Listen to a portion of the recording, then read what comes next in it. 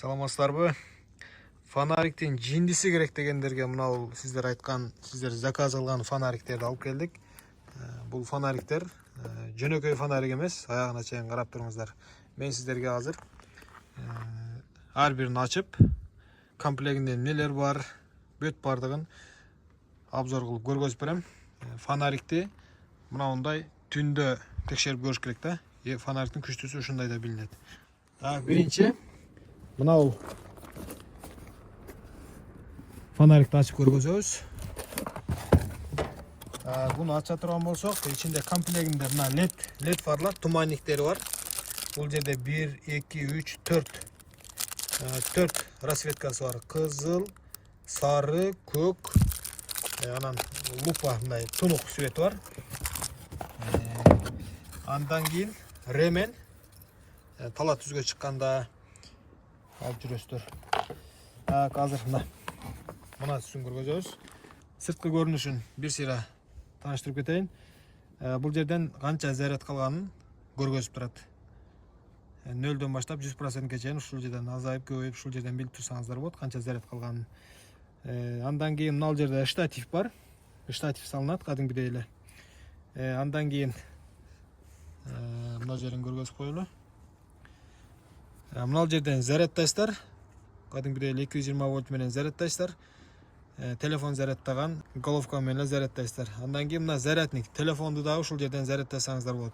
Карманный зарядка катары дагы иштетип жүрө берсеңиздер болот да. Телефонду зарядтаганда будан сайып. Размери бир 25 сантиметрге чейин болушу мүмкүн. Канча функцияда иштейт экен, кандай өзгөчөлүктөрү бар экен, аз көргөзөбүз. Биринчи варианты мына. Көрдүңүздөр? Жандырсаңыздар күндүзгүдөй эле болуп калат почти. Анан мына башын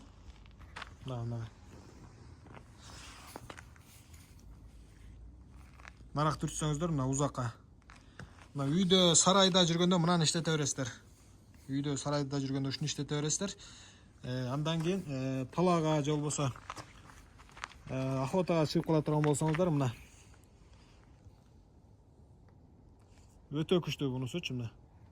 Мына. Бул до конца жетип атат, көрдүңүздөрбү?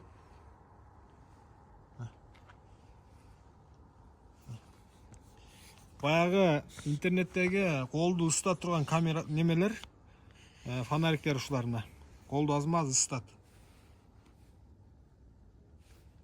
Колду ысытат кадимгидей.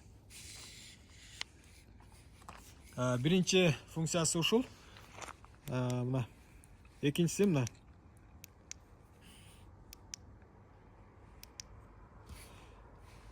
Үйгө да колдонсоңуздар болот, светильник.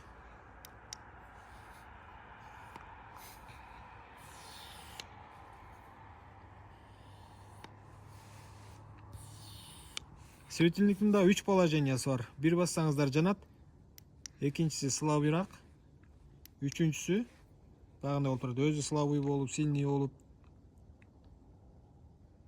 маргайт этип турат.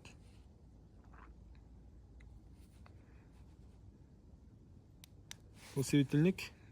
Буну ылдый кылып коесуздар дагы, бул жагын фонаригин иштете бересиздер. Фонариги дагы аябай күчтүү.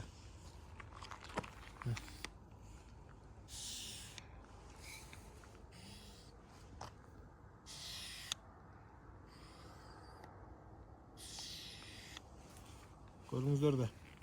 Көрөлү, штативи кайякта калды.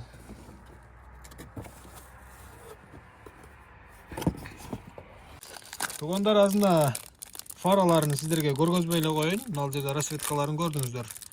Мыналардын ар бирин бирден салып иштете берсеңиздер. Сары мына туманник. Туманда жүрө турган болсоңуздар, бир бозала сузала жерде жүрсөңүздөр, мына сарын иштетесиздер. Баштан кадимгидей эле фаранын астында туманниктери бар го, ошондой. Мыналарын ачпай эле коелу, 1, 2, 3, 4 расцветкасы бар. Так, бул фонарикти көрдүңүздөр. Эми мына экинчи түрүн көргөзүп берели. Бул дагы аябай күчтүү фонариктердин биринен. Кытайдан өзүбүз карап жүрүп, тандап жүрүп ушуларды алып келдик. Bunun razmeri biraz çoğurak. Biraz çoğurak. Hazır bunun da özgöçөлүктөрүн көргөзүп беребиz sizlerге. Бул деле кадимгидей зарядын 0дон баштап 100%ке чейин көргөзүп турат. Буга деле штативи бар, өзүнчө штативи бар. Жерге коюп охотага чыкканда же болсо үйгөбү светильник кылып коюп коесуздар. Будан деле телефон зарядтап алсаңыздар болот. Бул жерден зарядтайсыздар, бул жерден телефонду зарядтап аласыздар. Чандырып көргөзүп берейин. Бул дагы жанагыдан калышпайт да.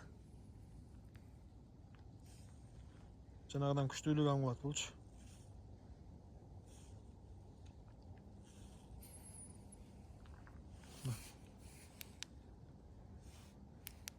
Үч положенияда иштейт бул.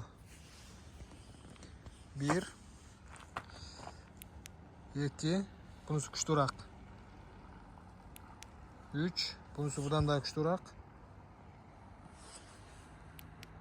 Бул 4-нчү. Бул 5-нчи.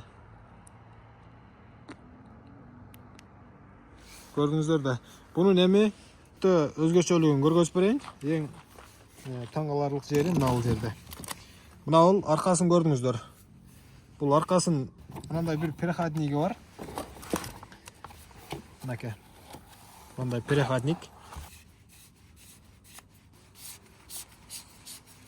Буну неге салап, неге иштетет десеңиздер, мына ичиндеги спиралды көрдүңүздөрбү? Мына спирал зым турат. Буну светильник деп ойлоп атасыздарбы? Мынаунысын жандырасыздар дагы. Чымын чиркейлер болот го, ошолор мына түскө келет.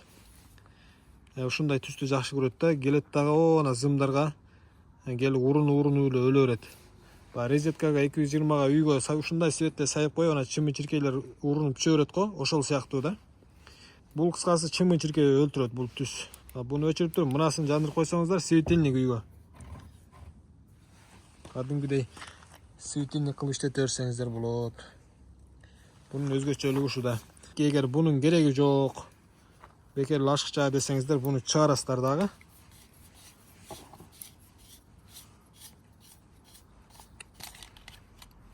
Чыгарып туруп,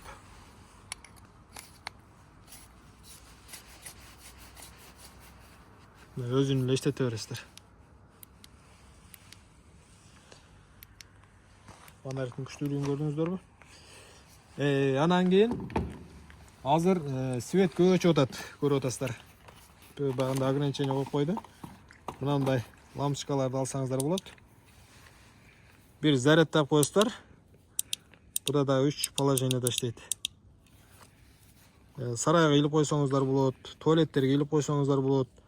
Кыскасы кайсыл жерде ишиңиздер болсо түнү ошол жерге илип коюп, кадимки эле фонарик сыяктуу.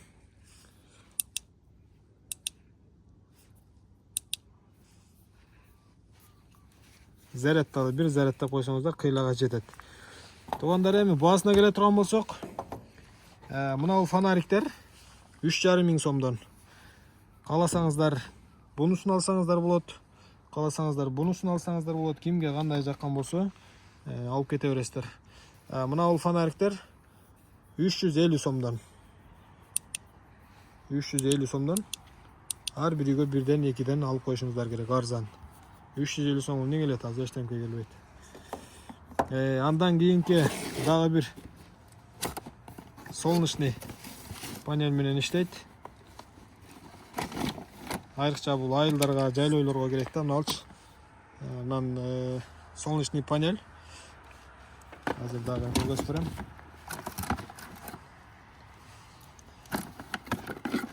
Бул лампочкалары. Мына болсо аккумулятору. Мына солнечный панель, мынаны аккумуляторду зарядтап берет. Бир күндүзү кечке буну зарядка толтурат. Түнү мынаны каалаганда иштетсеңиздер болот. Буну деле ал жака фонарик кылып иштетесиздер. Фонарик, бул жанагы холодный, мына бул яркий. фонарь кылып иштетсеңиздер болот. Анан бул жагы светильник. Светильник кылып иштетесиздер. Аябай күчтүү.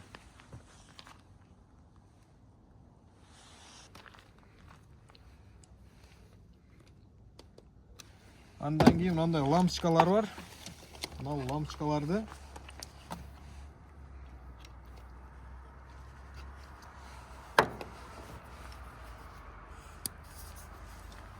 үйгө иштетсеңиздер болот. Мына бир лампочка, эки лампочка, 3-4 лампочкага чейин иштетет. Мына переходник неме разъемдор 1 2 3 4. Азыр 2 лампочка саяп койдум. Мынандайдан алабыз десеңиздер 3 ой болот негизи. Каласаңыздар буларын алсаңыздар болот, албай эле койсоңуздар болот. Кереги жок десе. Ал жерден телефон зарядтайсыздар кадимгидей эле.